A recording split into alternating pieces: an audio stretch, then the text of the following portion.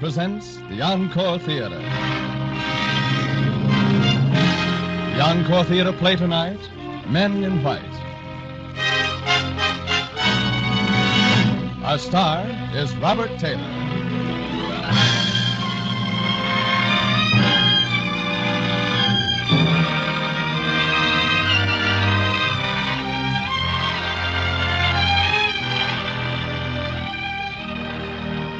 Tonight presents another in a new series of great dramatic programs. Some of our stories are fact, the struggles and accomplishments of great men of medicine. Others are fiction, stories of devotion to an ideal, individual heroism or courage. By these programs, this would remind you that medical science and progress is not cold, impersonal research or pages of statistics, but a warm human story told in living terms. Whether it's the life of one of medicine's immortals or the everyday record of service rendered by your own physician.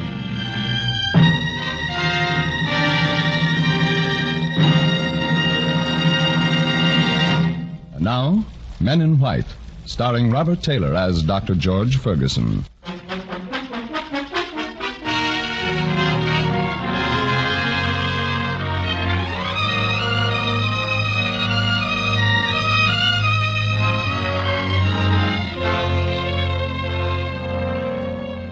Library of St. George's Hospital, where the men in white gather to read, to smoke, and to discuss many things, primarily medicine. In a niche high in the wall is a marble bust of Hippocrates, the father of medicine, looking down in kindly benediction. At the base of the bust is engraved a quotation from his precepts.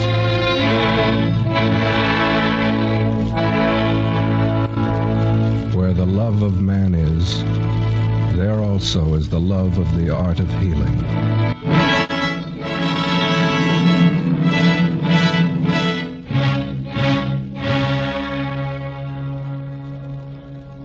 Good morning, Dr. Hochberg. I was looking for you. Good morning, George. Down in the record room this morning, the first 45 cases seem to bear you out. What 45 cases? What are you two up to? Oh, Ferguson and I are doing a little research. I have some crazy notions about modern surgical technique.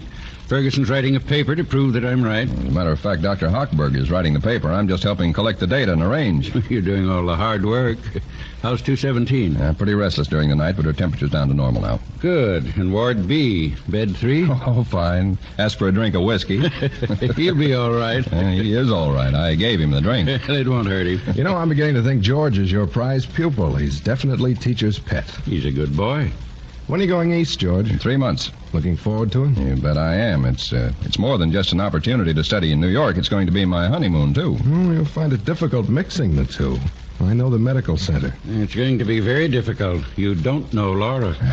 After a year in New York, I'm working with Dr. Hochberg, so the real labor won't begin till I come back. You're probably right about that. I want you to meet Laura. You'll be crazy about her. As a matter of fact, maybe I can bring her by here tonight. We're going out to a shindig of some sort. Tonight? Yes, sir. I'm sorry, Ferguson, but I'm afraid you'll have to stick around tonight. I just saw 401. He's a mighty sick boy. He may need another transfusion. Tonight? Yeah. We have 3 donors on call. Well, I'm sorry, Dr. Gordon, but this is my night out, and Laura's made arrangements, so I'm afraid I won't be here. Ferguson, when the hospital needs you. I'd like to, Dr. Hochberg, but same thing happened last week. I can't disappoint my fiancée again, or I won't have any. Can anyone else do the transfusion, Dr. Gordon? I'm afraid not. Ferguson's followed the case from the start. He knows the veins we've used. George, I know I'm imposing, but I want this boy to have every possible chance. He's a sick boy. What do you say? All right, Dr. Gordon, I'll stay, of course. Thanks.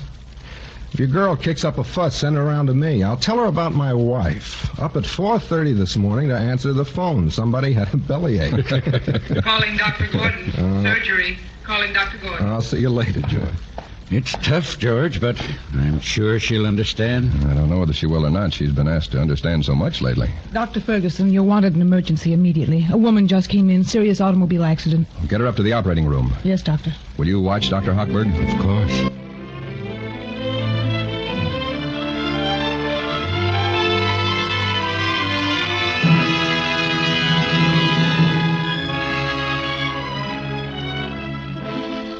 She'll be all right. right, George. You did a nice job. Oh, thanks. I was glad you were there. I feel much safer with you at my elbow. Oh, you didn't need me at all. Dr. Ferguson, Miss Hudson's waiting in the reception room for you. Oh, thank you. Tell her I'll be right in.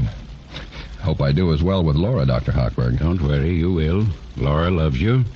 And a woman in love should have an infinite capacity for understanding.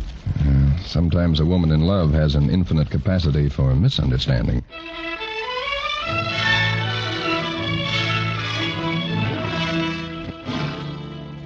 Hello, darling. Hello, monkey. You know, it suddenly occurred to me that I haven't been kissed for 3 weeks now and that I couldn't wait another minute. Not even until tonight. Well, we'll take care of that right away. Thank you. Thank you. Hey, where'd you get that hat? Well, don't you like it? Oh, sure. It looks just like a vegetable salad. Oh, you know, you're getting too thin and your eyes are tired. Well, I didn't get much sleep last night. It was a pretty sick house. I missed you last night. I went to the party, but it wasn't any fun. Didn't mean a thing without you. You know, darling, I don't seem to get a kick out of life anymore unless you're around. It's not very often, is it? Well, darling, we'll make up for all of that later on, honestly. I don't know if we can, George. Last night's gone, and, well, if I had you every minute from now on, it wouldn't be enough.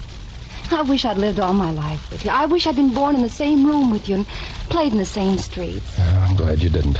They were gloomy streets. They might have touched you, changed you. You know, Laura, about 7 months ago, there was a boy here who had been blind from birth. We operated on him successfully.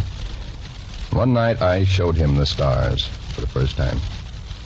He looked at them a moment and he began to cry like a baby because he said they were so lovely. He might never have seen them. When I look at you, I get something of that same feeling. Dr. Ferguson.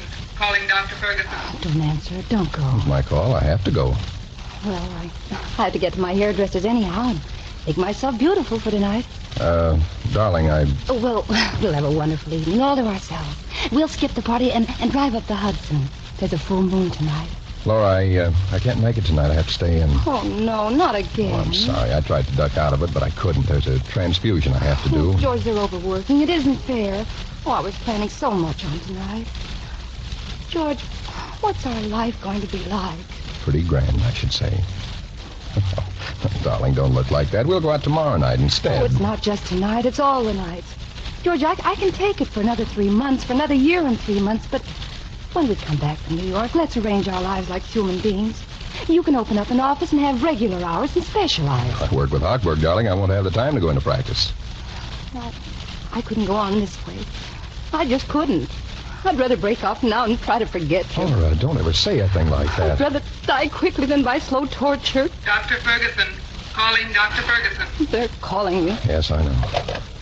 Ferguson speaking. Yes. Who? South 218, yes. We'll call Dr. Cunningham. It's his case. Let him... When? What's her temperature? Pulse? Is she pale and perspiring? Did she ask for food? No more insulin. Absolutely. I'll be right down. I have to go now, Laura, and please don't worry, darling. Don't, George. Don't kiss me. As bad as that? I'm afraid so, George. Things will straighten themselves out. Oh, will they? George, we just got to come on to some decision. Laura, will you please? I mean it, absolutely. All right, then we'll come to some decision. Now, if you don't mind too much, I'll have to go. I dislike melodrama very much, but this is a matter of life and death.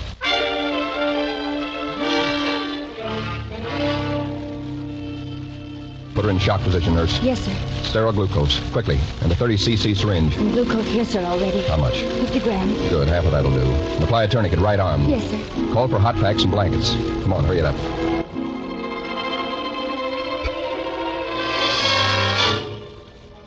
Let's have that glucose. Swab the arm. Never mind the iodine, just the alcohol. Thank God there's a good vein.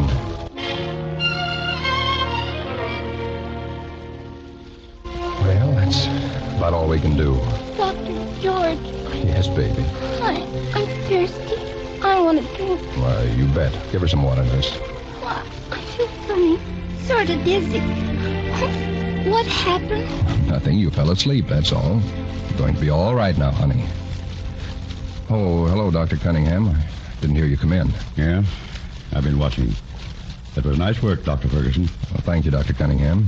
A doctor can always become a better one by observing better ones. I've learned something from you today, Ferguson, and I'm grateful.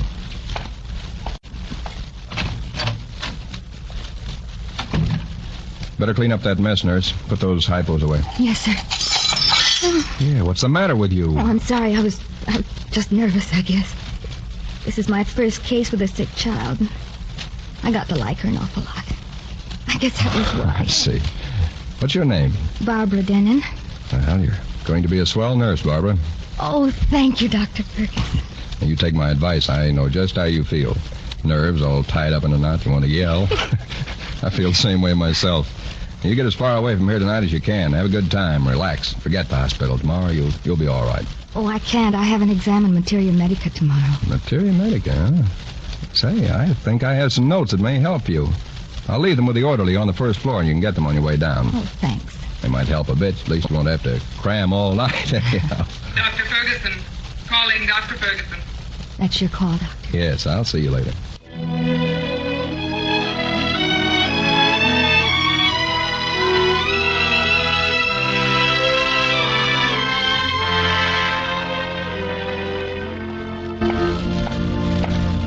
Ferguson? Oh, yes, Dr. Gordon. It won't be necessary for you to stay in tonight after all. 341 died a few moments ago. Oh, I'm sorry to hear that. Yeah, so am I. But we did everything we could. See you later, Ferguson. Outside wire, please. Walnut 2990. Yes.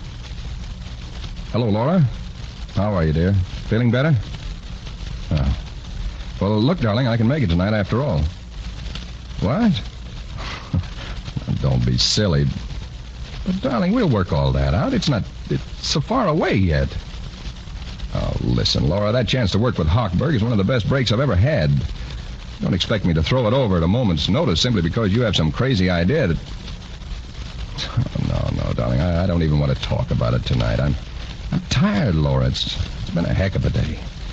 3 operations and... Well, I can't think. I can't make an important decision tonight in a minute. Oh, Laura, what do you think you're doing? Punishing me? All right, Laura, we'll skip it tonight. I'll see you tomorrow night. Yes. Goodbye.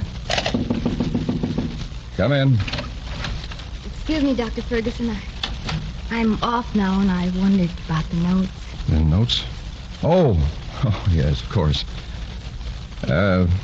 Barbara, you don't really want to work tonight, do you? Oh, I don't suppose anyone ever really wants to work. Maybe you're right. I sometimes wonder myself whether all this is worth the grind of working my way through college and med school. Med school, too? Yes. I don't see how you kept up with classes. Oh, I managed. Wasn't much fun, but still, I guess it's the only thing I really want to do. My dad used to say, above all is humanity. He was a fine man, my dad. Small-town physician, upstate. When I was about 13, he came to my room one night and apologized because he was going to die. Oh. His heart had gone back on him. He knew that if he gave up medicine and took it easy, he could live for 20 years, but he wanted to go right on, wanted to die in harness. And he did. Yeah. Above all else is humanity. That's a big thought. So big that alongside of it, you and I don't really matter very much. That's why we do it, I guess. It must make you very proud to heal, to save someone's life the way you did that child's today. I don't think there's anything more important in the world. Neither do I.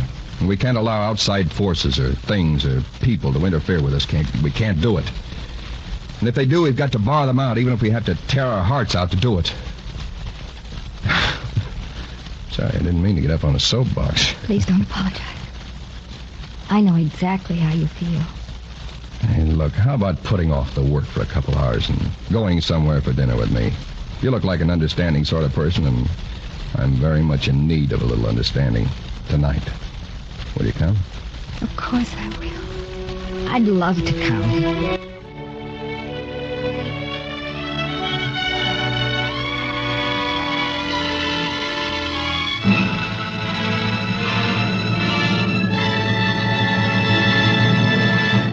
In a moment, we'll return to our heartwarming play, Men in White, starring Robert Taylor. Now, the second act of Men in White, starring Robert Taylor as Dr. Ferguson and with Gigi Pearson as Laura.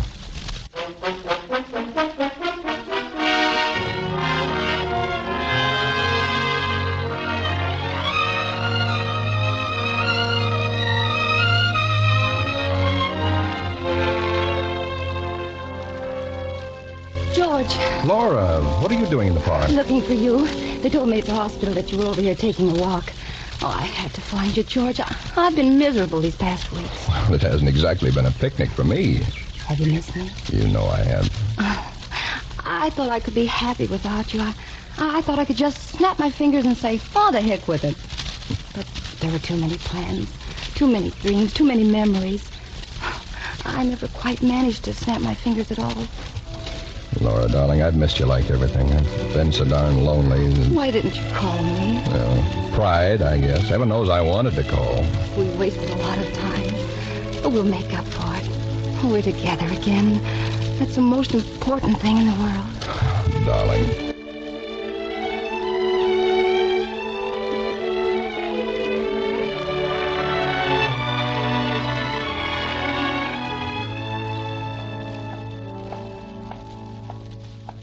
Oh, Barbara. Hello. I've been looking all over for you. Do you have to break our date for dinner? Well, no, I guess I can make that, but there is something I've got to talk to you about. Can it wait until tonight? Yes, I guess it can wait until tonight.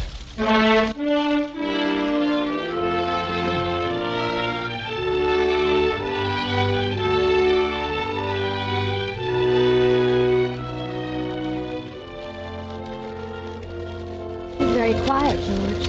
Yes, I know. I'm trying to think of how to tell you something.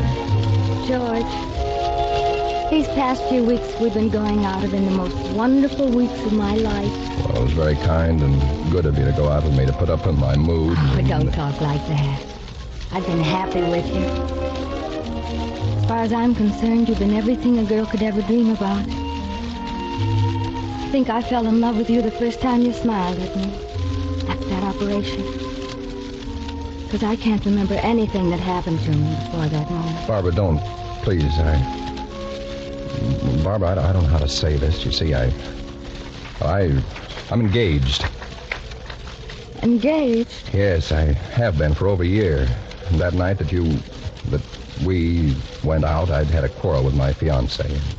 Oh, I see. Oh, darling, I wouldn't have had this happen for anything. Don't say anything else. I've had a lovely time. And thanks for the buggy ride. You don't mind if I say goodnight, do you, Joe? Yes, I do mind. I want to talk to you. There's nothing more to say. Funny how I thought it was the beginning of everything when I met you. It was really the end. Good night, George. Goodbye.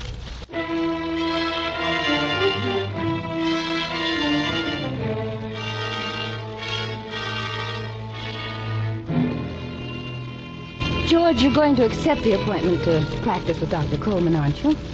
George. What did you say, Laura? What is it, boy? What's wrong? You've been pacing up and down like a caged animal. I've been here for an hour and you barely glanced at me. You're not a very satisfactory fiancé. I'm sorry, Laura. I've got a lot of things on my mind. He can't accept that appointment, Laura. He isn't ready for it. We will be after a year in New York. You love George, don't you, Laura? You know I do. Then don't influence him wrongly. George has been offered this appointment through your father's influence. You don't buy things in medicine, Laura. You earn them. A doctor's character is as important as his skill. The next 5 years are the crucial years in George's life. They're going to tell whether he becomes an important man or not. It's not as if I were going to drop my studies by going into practice, Dr. Hochberg. I'll keep on. After all, George has worked so terribly hard until now, Hockey, and, well, this will make things easier for him. There are no easy roads in medicine. I didn't expect it to be easy. I counted on work, hard work. It will be at least 10 years before you're ready for an appointment like that. If he takes it, he'll have regular hours. We'll have some time for ourselves, Hockey. Time? Mm-hmm. How? There are only 24 hours in a day. He's working with me, and if... Where are you, George? Dr. Hochberg, I haven't loafed yet. I don't intend to start now, but Laura and I are young. We love each other. I want a little more out of life than just my work. I don't think that's too much to ask. I see. So you've decided not to come with me next year. Is that it? Well, sir, That's all right. You have a right to decide for yourself. Can you come right away, Dr. Hochberg? It's an emergency. One of the staff. She took an overdose. Who is it? That nice little girl up in pediatrics, Barbara Denham. I'll go right up. She's unconscious now, but she She was calling for you, Dr. Ferguson. I'll go with you if I may, Dr. Hochberg. Come along.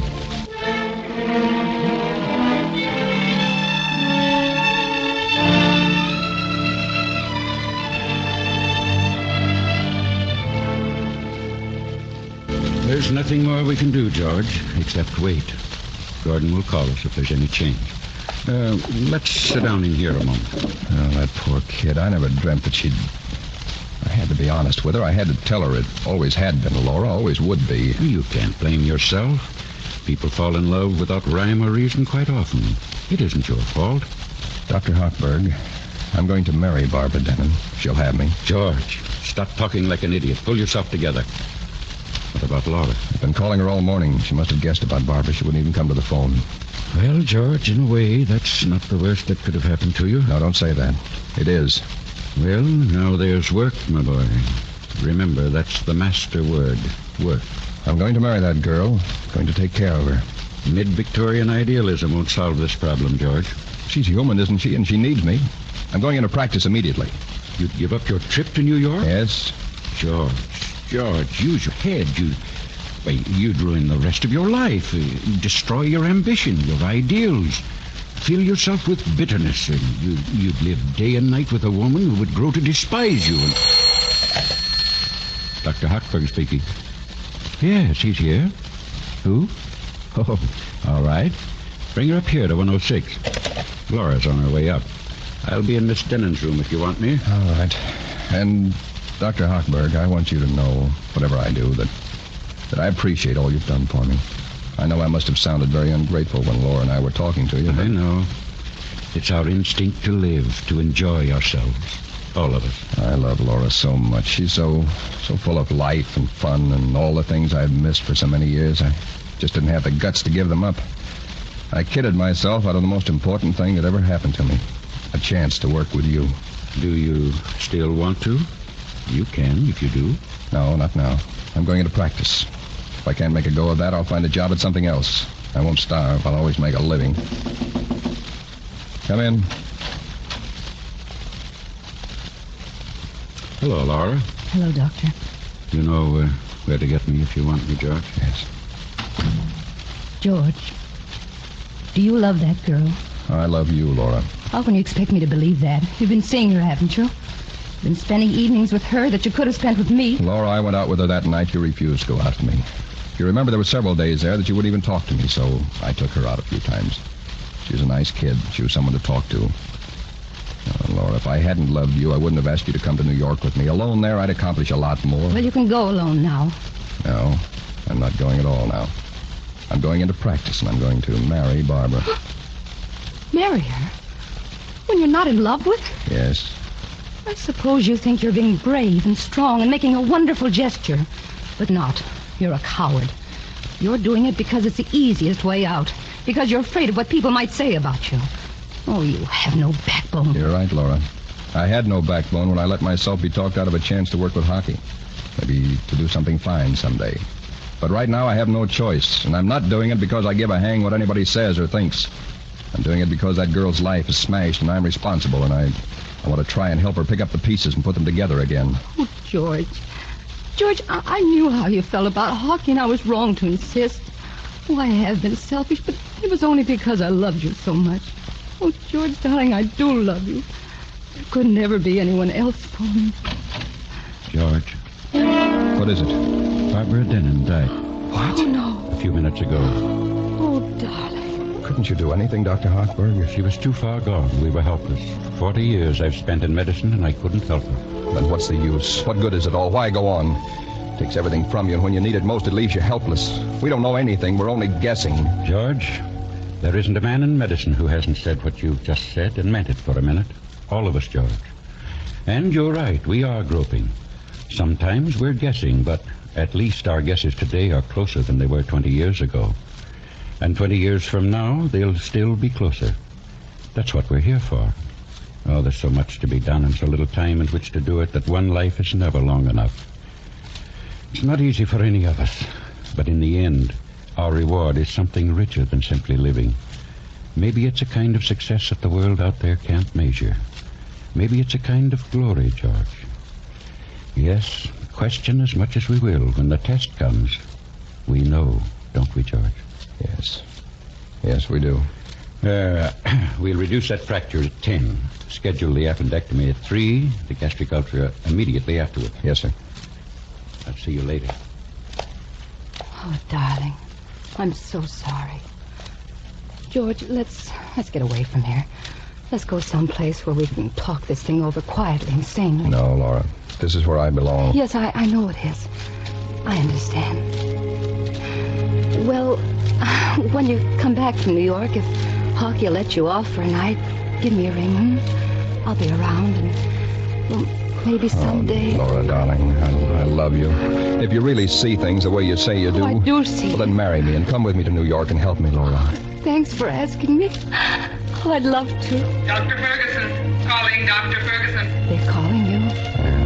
Will you be here when I get through? I'll be here whenever you get through.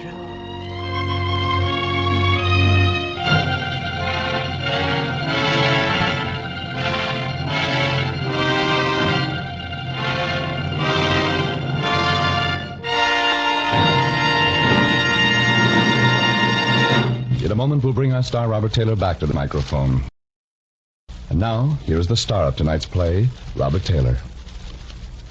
Ladies and gentlemen, to sum up the spirit of the Shenley Laboratories program, this simple and beautiful prayer of the physician, written centuries ago by Maimonides, seems to me to be apt and fitting. The eternal providence has appointed me to watch over the life and death of all thy creatures. May I always see in the patient a fellow creature in pain. Grant me strength and opportunity always to extend the domain of my craft. This is the prayer of the physician. It is ages old, yet today it is as new as the hope for a peaceful way of life for all the world. May we invite you to listen again next week at the same time when Shenley Laboratories presents White Angel, starring Virginia Bruce, a great star in a great story. Good night.